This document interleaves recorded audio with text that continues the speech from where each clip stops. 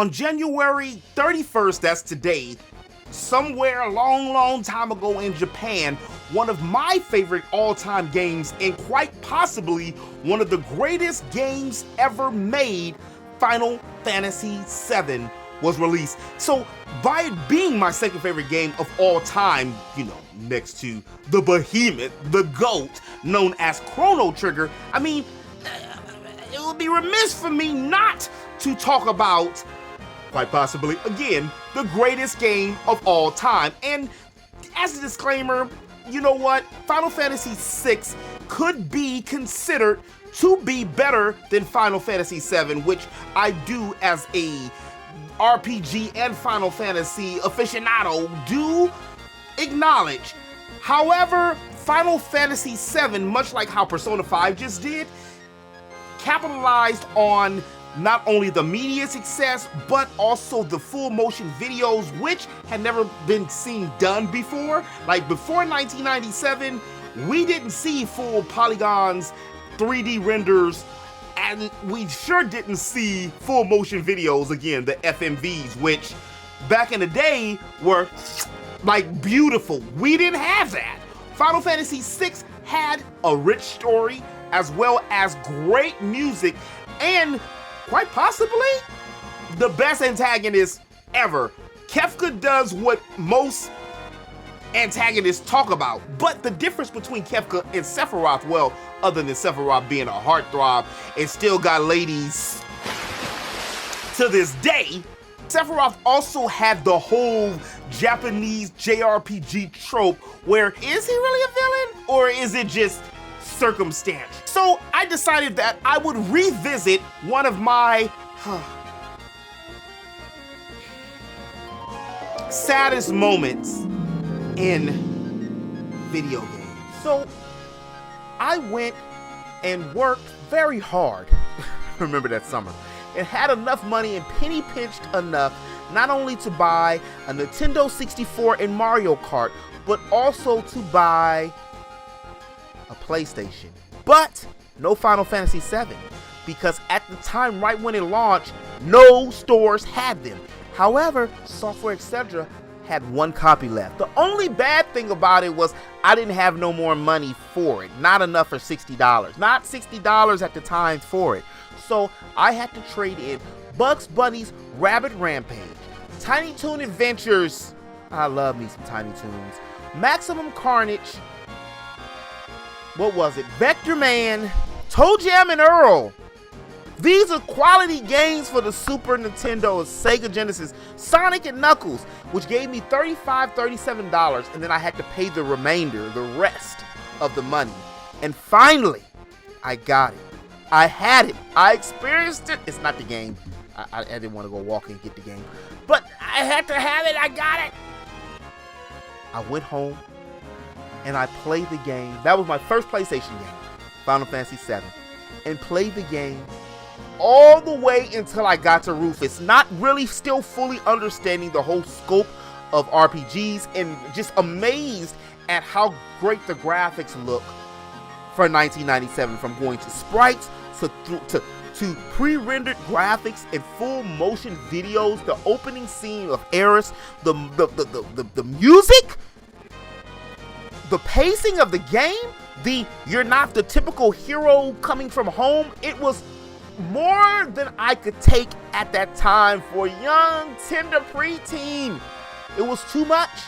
It was so much so that I forgot to buy a memory card, because previous games on Super Nintendo, Sega Genesis, I didn't need a memory card. Also, they were like $20 or something at the time, and I only had enough money just to buy the game. And I had nothing else to trade. I was gone. I didn't have nothing else to trade. So my mom eventually ended up buying me a memory card not too many days later, but I do remember getting stuck in that pyramid on top of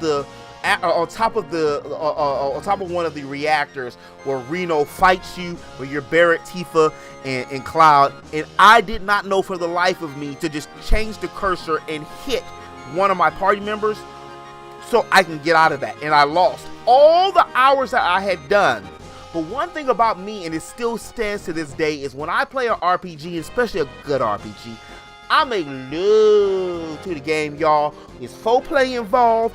There's chocolate, strawberries, and cherries. There's back rubs, massages, and you want your feet done, Tifa? I do that for you too. That's how I play the games. I talk to every NPC.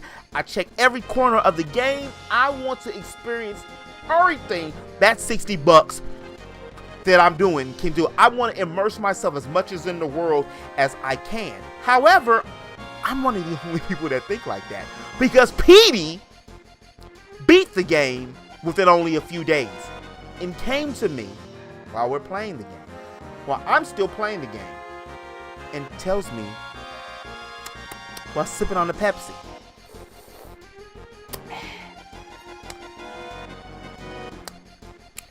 Aerith dies Quentin.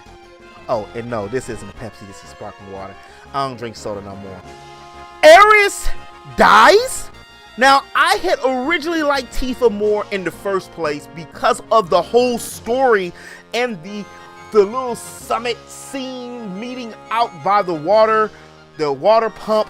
I mean, the childhood sweethearts and friends, Cloud going out there to do something for Tifa and then try to be his hero fascinated me.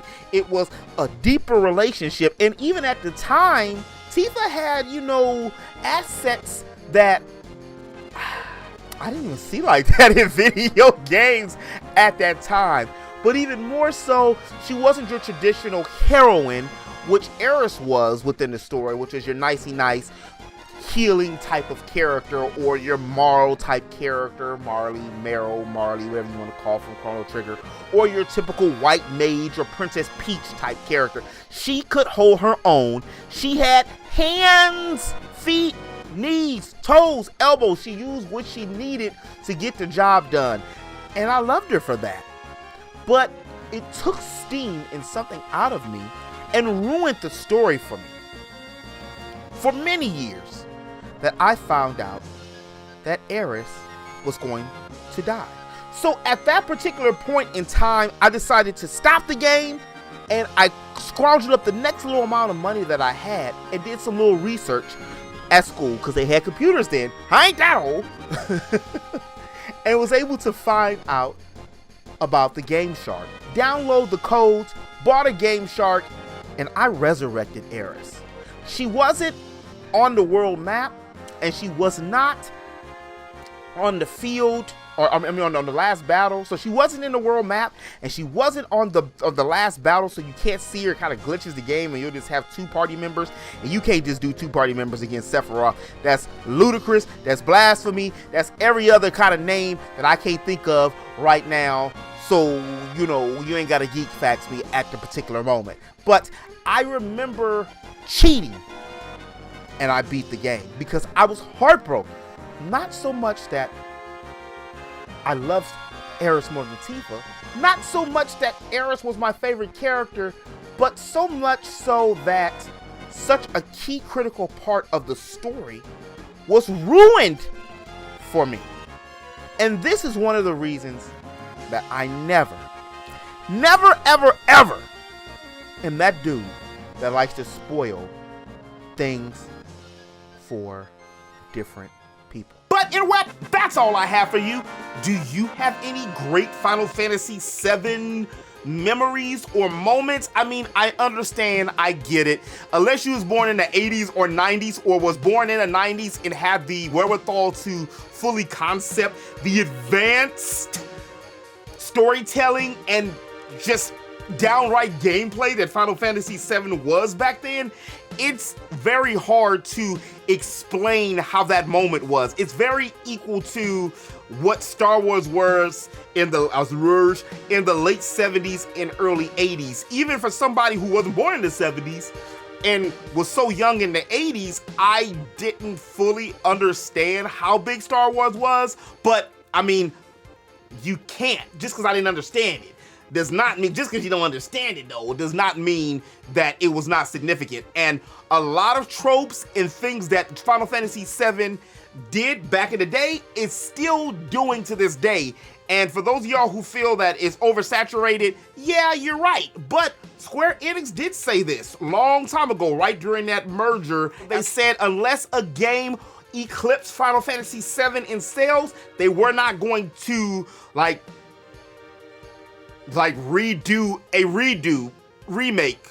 And well, I guess they kind of stayed true to that, because the only remake we've gotten since then has been what? More Final Fantasy VII. So we'll see what happens with this trilogy here, because you know it's gonna be 3 of them. But I'm excited, just as a fan, and it being my favorite Final Fantasy, then 10, then 8, and then 6. But let me know in the comment section below, what's your favorite Final Fantasy? What do you think about Final Fantasy VII? Or what do you feel is so overhyped about Final Fantasy VII? Legitimately, I mean, we could argue about it, debate. Let's say that. That's a nicer word. Aerith's death might be one of the top 3 video game moments of all time. I mean, the only other things I can really see up there is probably when Samus revealed that she was a woman. And most folks don't even remember that. They just always knew Samus as a woman.